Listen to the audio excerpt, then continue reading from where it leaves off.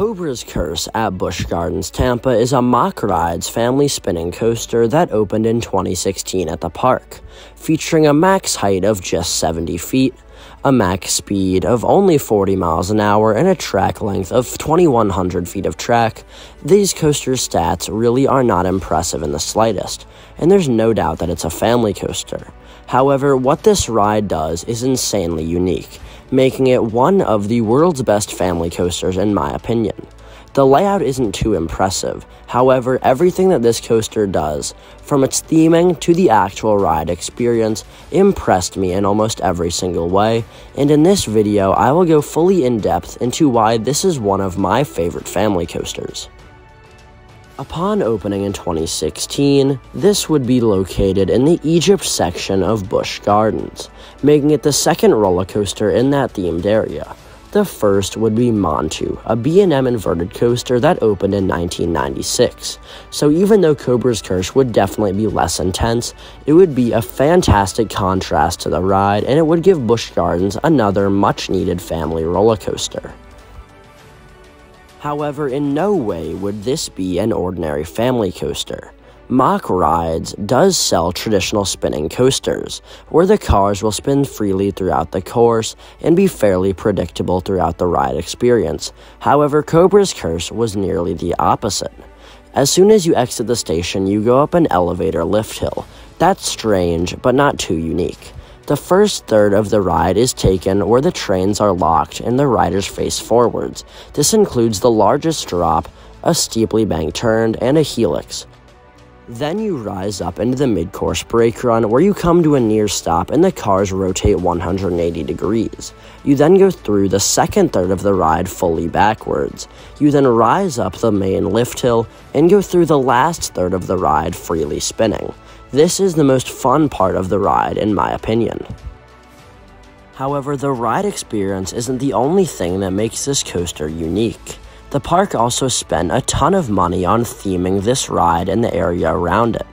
They installed a massive snake statue at the top of the elevator lift hill, which represents the ancient Egyptian ruler of the snakes, King Venemus, and his curse upon the Lost Kingdom. Now, this is a fictional story, however, it is portrayed super well, and there actually is a pre-show to the ride inside of its indoor queue line, and throughout the ride, there actually is some rock work, and you do pass by the massive snake statue on multiple occasions.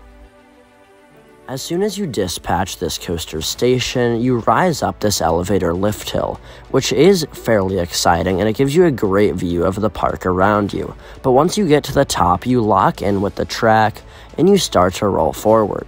This sends you face to face with the giant snake statue, and it feels like you could actually touch it since it's so close. However, then you drop down your biggest drop. There's no airtime or forces, but it still is exciting. You then go through a bank turn and a helix up into the first mid-course brake run. I must say, this coaster is fairly forceless, but I can definitely understand that it wasn't meant to be the most extreme coaster on Earth, especially when you have Montu right next door. This coaster is just meant to be an enjoyable, family-friendly experience, and it does that incredibly well. You go through the backwards downward helix, which is fairly exciting, and then you go up your lift hill, still facing backwards, and you get an absolutely incredible view of Montu to your right.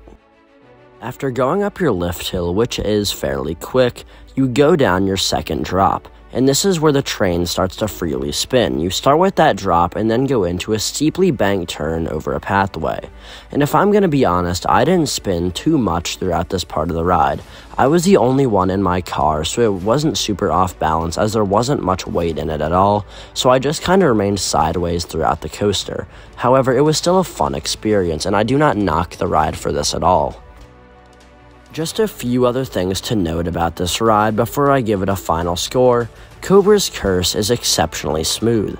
The track is done perfectly, as I would expect from a 5-year-old coaster, and the seats have a ton of padding, so do not expect any discomfort with this ride. Also, it does have a fully moving loading platform, so the train theoretically should never stop moving. This is awesome as it keeps operations fast, and it gives all the onboarding guests a sense of urgency, so the operations are never slow, which keeps the line always moving. In my experience, when I went on a Tuesday in March, I found this coaster to have about a half-hour wait.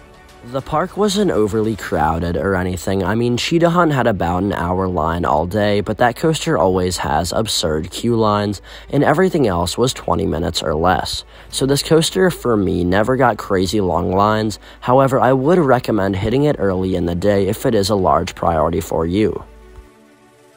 Anyways, for a final score, Cobra's Curse will be receiving a 9.5 out of 10. Just to be clear, that score isn't relative to extreme coasters, and this ride obviously isn't in my top 5 or 10 overall.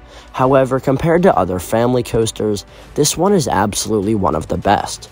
Its theming is spectacular, and the ride experience is super smooth, super fun, and exciting for all ages.